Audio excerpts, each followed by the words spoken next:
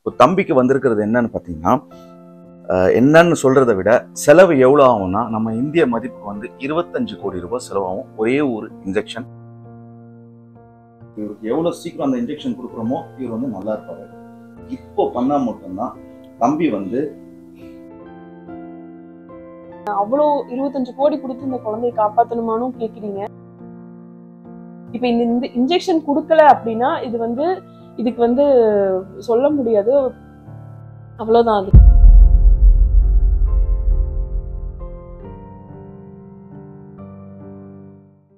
மக்களே, நான் உங்க ஜப்பார் பாய். நீங்க பார்த்துட்டு இருக்கிறது ஃபுட் ஏரியா தமிழ். இப்போ நான் எங்க இருக்கிறேன்னு பார்த்தீங்கன்னா, ஷார்ஜால ரோலான்ற ஒரு ஏரியாவில் இருக்கேன். என் கூட இருக்கிறது வசந்த். நிறைய பேருக்கு தெரிஞ்சிருக்கும். இங்கே ஒரு சின்ன குழந்தைக்கு வந்து இந்த கோடியில் ஒருத்தருக்கு வரும் தெரியுமா? ஸோ அந்த மாதிரி ஒரு நோயால் வந்து பாதிக்கப்பட்டு ரொம்ப கஷ்டப்பட்டு சஃபர் ஆகிட்டு இருக்காங்க. ஸோ அந்த குடும்பத்தில் இருக்கிற விஷயத்தை நம்ம வந்து உங்ககிட்ட கொண்டு வந்து சேர்த்து உங்களால் முடிஞ்ச சப்போர்ட்டை அவங்களுக்கு கொடுக்கணும் அப்படின்றதுனால தான் நாங்கள் வந்திருக்கோம். ஆல்ரெடி இவங்கெல்லாம் நிறைய வீடியோஸ் போட்டிருக்காங்க. இங்கே இருக்கிற ஆல்மோஸ்ட் யூஏயில் இருக்கிற மேக்ஸிமம் யூடியூபர்ஸ் அண்ட் இன்ஸ்டாகிராமர்ஸ்லாம் வந்து போட்டிருக்காங்க. ஸோ அதையும் தாண்டி நானும் வந்து போட்டு நிறைய பேருக்கு போய் இந்த விஷயம் சேரணும் அப்படின்னு சொல்லிட்டு இந்த குழந்தைய போய் பார்ப்போம்ல. ஹலோ, ஹாய், எப்படி இருக்கீங்க? ஷூ கழட்டிடுவா இல்லை போட்டு வரவா? ஷூ நீங்கள் நான் ஜயான்ட்ட தான் பேசுவேன். அந்த தம்பி பேர் ஜயான் அங்கே இருக்காரு பாருங்க. ஷூ போட்டு வரட்டா இல்லை கழட்டிட்டா? கழட்டிடுவா? ஓகே. இல்லை, நான் அவர்கிட்ட பேசுறதுக்கு முயற்சி பண்றேன். ஷேகன், very good,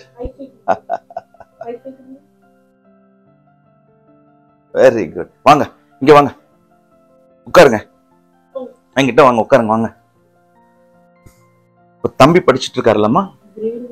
great 1 first standard படிச்சுட்டு இருக்காரு. இங்கே தான். இங்க எத்தனை வருஷமாமா இருக்கீங்க? 15 வருஷமா இருக்கும். அவன் வந்து 7 வருஷம் கழிச்சு ரொம்ப கஷ்டப்பட்டு. சரி, 15 வருஷம் முடியுது. இவங்க அப்பா என்ன வேலை செய்யறாரு? தீபாவளி வேலை செய்யறாரு. தீபா. இங்க இருக்கிற எலக்ட்ரிசிட்டி இருக்கு இல்லையா? ஸோ அதுல அவங்க இந்த ட்ரீட்மெண்ட்டுக்காக பார்த்தீங்கன்னா இங்க இருக்கிற நிறைய ஹாஸ்பிட்டல்ஸ்க்குலாம் வந்து போயிருக்காங்க. ஆனால் அங்கே வந்து ஒரு மேக்ஸிமம் எங்களால் வந்து 10 லட்சம் முடியும், 15 லட்சம் முடியும். நான் இந்தியா காசுக்கு சொல்கிறேன். இப்போ இங்கே காசுக்கு வந்து 50,000 திரம்ஸ், 40,000 திரம்ஸ், இந்த மாதிரி தான் நம்ம வந்து ஏதாவது தான் எடுத்துப்போம் அப்படின்னு சொல்லி. இப்போ தம்பிக்கு வந்திருக்கிறது என்னன்னு பார்த்தீங்கன்னா, என்னன்னு சொல்றதை விட செலவு எவ்வளோ ஆகும்னா, நம்ம இந்திய மதிப்புக்கு வந்து 25 கோடி ரூபாய் செலவாகும் ஒரே ஒரு இன்ஜெக்ஷன். அது வந்து துபாயில் இருக்கு. அதுக்கப்புறம் பார்த்தீங்கன்னா வேற எங்கம்மா இருக்கு? கத்தாரில் இருக்கு, யூஎஸ்ல இருக்கு. இந்த 3 இடத்துல தான் இந்த மருந்து இருக்கு.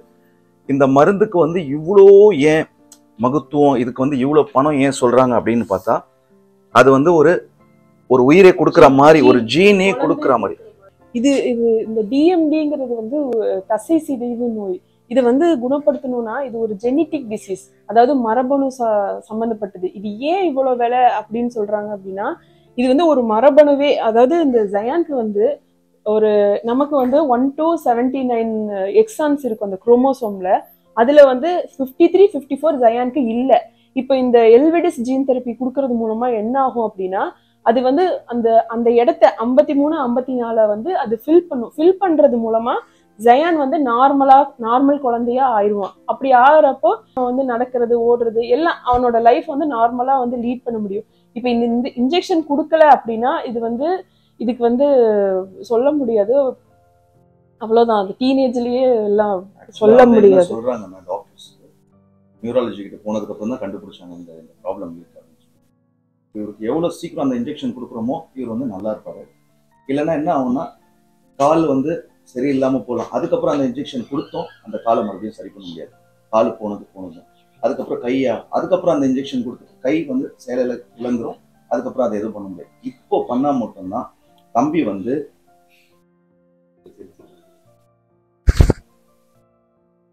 அவனுக்கு எதுவுமே தெரியாது. அவனுக்கு அவன் பாட்டுக்கு அவன் சந்தோஷமா இருக்கான். அப்படியே அந்த சந்தோஷத்தை நம்ம மெயின்டைன் பண்ணணும் அப்படின்னு தான் நாங்க போராடிட்டு இருக்கிறோம். எங்களுக்கு வந்து என்ன சொல்றதுன்னே தெரியல. எனக்கு பேசவே எனக்கு முடியல. இன்னும் எங்களை நம்பி வந்திருக்காரு. எங்களை நம்பி இவ்வளவு தூரம் வந்து ஆக்சுவலா என்னன்னா, இப்போ ஒரு 1 கோடி 2 கோடின்னா நம்ம ஏதாவது பண்ணிடலாம். இப்போ நிறைய செலிபிரிட்டிஸ்லாம் வந்து வீடியோ போட்டு சின்ன ஒரு தொகையாக தான் அவங்களுக்கு கிடைக்குது. ஒண்ணு சொல்றேன், நான் ஒருத்தர்கிட்ட நான் கேட்கவே இல்லை. எல்லாரும் சொல்றீங்க இவ்வளோ பெரிய அமௌண்ட் எப்படி கலெக்ட் பண்ண முடியும், 25 கோடி இது ஒரு ஒருத்தர்கிட்ட கேட்குறீங்களேன்ற மாதிரியே பேசுறீங்க. அவ்வளோ 25 கோடி கொடுத்து இந்த குழந்தைய காப்பாற்றணுமானும் கேட்குறீங்க. இவன் வந்து எங்களுக்கு குழந்தை, நாங்கள் ஒரு ஒருத்தர்கிட்ட கேட்கவே இல்லை. நாங்கள் வந்து ஒரு 20 லட்சம் பேர் 200 ரூபா போட்டா 20 கோடி ஈஸியா வந்துடும். அந்த மாதிரி ஒரு 250 ரூபா உங்களால போட்டீங்கன்னா நீங்க இது ரொம்ப ஈஸியா இதை வந்து நம்ம அச்சீவ் பண்ண முடியும். இவனை தயனை எப்படியாவது காப்பாத்துங்க. எனக்கு எனக்கு சொல்றதுக்கு எனக்கு வார்த்தையே இல்லை. எனக்கு கொஞ்சம் என்ன விஷயம்னா, இப்போ நம்ம இருக்கோம், நோய்வாய்ப்படுறோம், திடீர்னு செத்துறோம், அது வேற விஷயம். நம்ம கண்ணுக்கு முன்னாடியே வந்து நம்ம குழந்தை வந்து நம்மளை விட்டு போயிட்டு இருக்கு அப்படின்னும் போது ஆக்சுவலா என்னால பேச முடியல, நம்மளால தாங்க முடியாது. இப்போ ஜஸ்ட் வந்து வீட்டில் குழந்தைக்கு ஃபீவர் வந்துருது, கோல்டு வந்துருது, ஏதாவது ஆனாலே நம்ம வந்து அவ்வளோ பத்திரம் கஷ்டப்படுறோம்.